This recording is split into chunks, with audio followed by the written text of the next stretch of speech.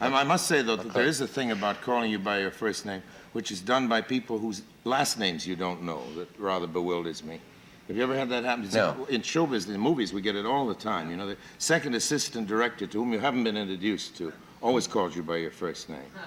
And I had one meet me at the airport for a plane this year, and he said, "Hi, Orson, glad to see you." And he turned to the porter and said, "Sir, do you mind taking these bags?" Curious. When you were out there, I've always wanted to know the answer to this. You always hear that when you were 26 years old and you made Citizen Kane, and they said, you can't do these things. You can't have the background in focus or whatever it was, or you can't shoot a scene that way, Mr. Wells, or young Mr. Wells, or Orson, or whatever they called you then. And you knew that you could. And how did you know this? Because I didn't know any better, and it's very much in the line with what Jack was saying earlier in the show. It comes from just, you know, sheer dumbness. You're sure it's got to be you're good and you're great. It's ignorance. There's no authority in the world like it. But there's got to be something more than that technically. I mean, how did you know that... You know technically that the whole bag of movies can be learned in about a day and a half.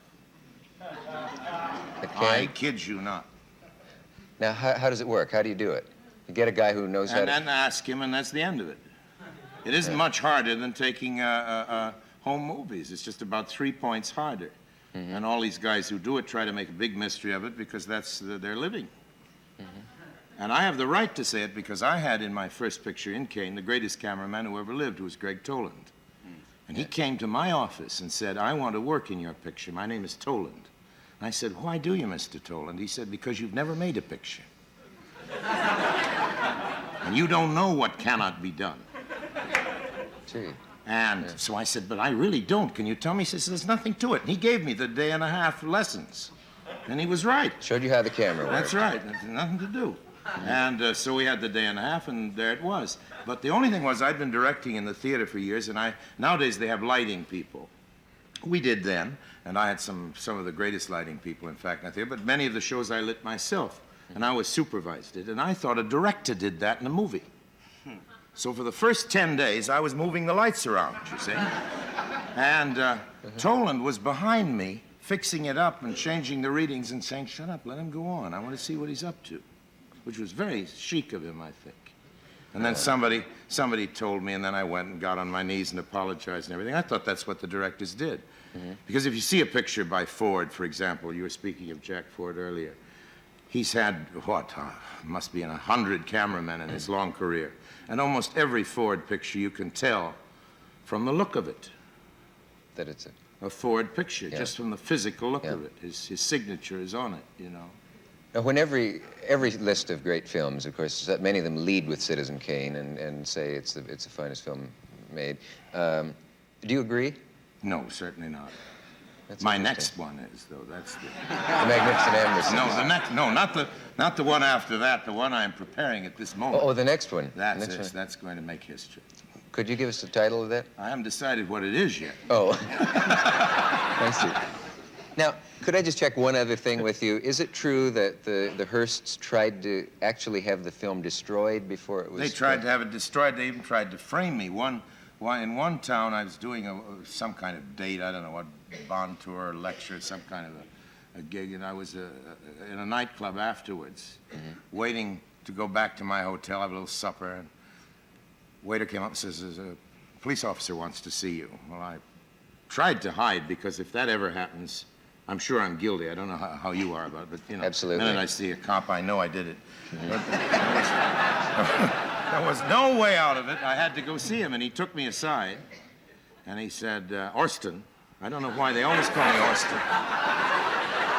He says, "Don't go back to your hotel room." Yeah. I said, "Why?" He says, "They've got a miner staked out there and a photographer." A lady? Luckily, a lady, I think. I prefer to tell it that way. Oh, no, I meant ER as opposed to OR. I'm sorry. Sorry. And they were going to frame me. I would have been in jail if were the cops waiting to jump in and arrest me. That was not Mr. Hearst itself. It was somebody in that town who thought he'd get in good with the boss by doing a favor. Doing a favor. Yeah. I don't think Hearst would have stooped to that. Would you change? Although I did have a conversation with him about about the picture, which was in an elevator in San Francisco the night it opened. We found ourselves going up together. And he'd known my father. I'd never met him, you know.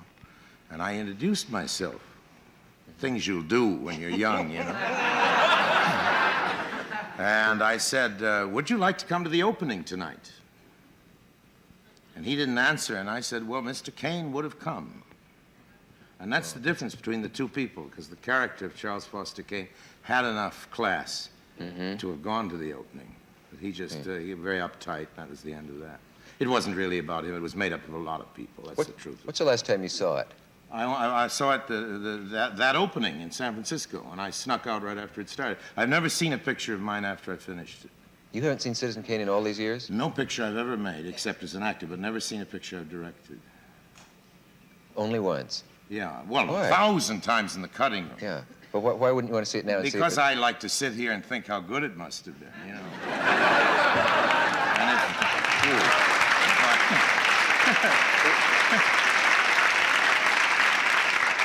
Is there any chance that you would change any of it or do any of it again? Of course, everything. You'd want to change everything, I think. You know, don't you want to change things after you've done them? And a movie can't be changed. No, that was the whole thing. And I like to think, oh, yes, and all those great pictures, and I know if I saw them, that all confidence would go. Oh, gosh. Do you find that same thing, Jack, that you don't like to see your films? Yeah, I fully understand it. Now, I would speak only, you know, as an actor. But you're going to direct one now, But aren't you? I was so delighted to hear you give me that day and a half bit. I can't wait to get a cameraman, work for a day and a half. I got the rest of the summer off until I shoot it in the fall. That's right. Make it sound easy. Because I'm petrified. I'm scared to death, but I think you should be, actually.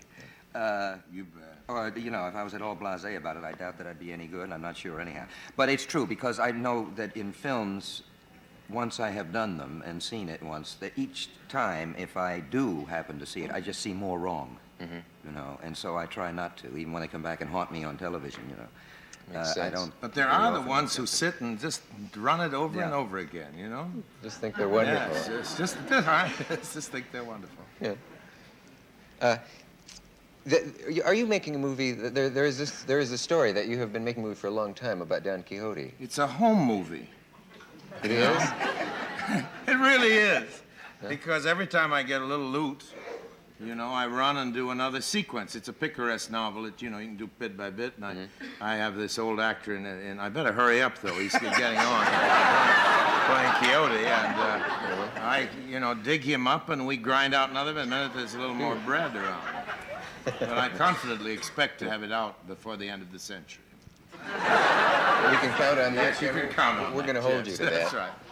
And I'll be glad to run it all the time after that. Again, okay, we'll hold you to it.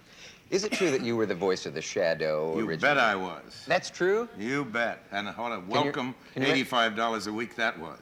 Can you remember the words?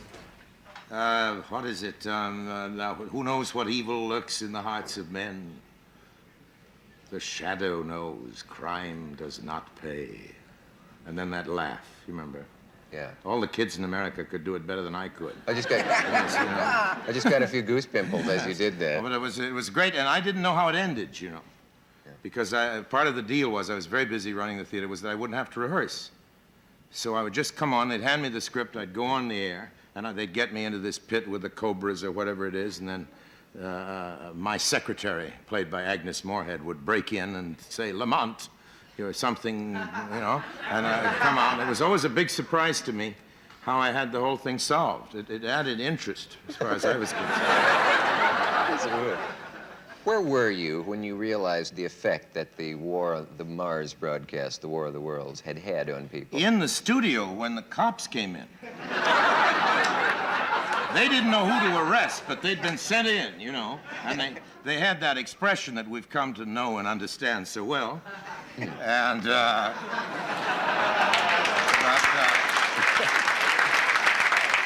they weren't as well organized back then for the Martians. They've got it under control now, I think, a little better. Didn't it ever occur to anyone that intelligent beings who were intelligent enough to perfect all of the mechanisms and things to get to this planet would be very unlikely to land in New Jersey? You know what, Wolcott sent me a wire, Alex Wolcott. There was a, you know, I was against Bergen. You were opposite him on I was radio? opposite Bergen. He was on the other network. Yeah. And Wolcott sent me a wire that said, "This only goes to prove, my beamish boy, that all intelligent people are listening to Bergen." And that man was a friend of yours. Yes.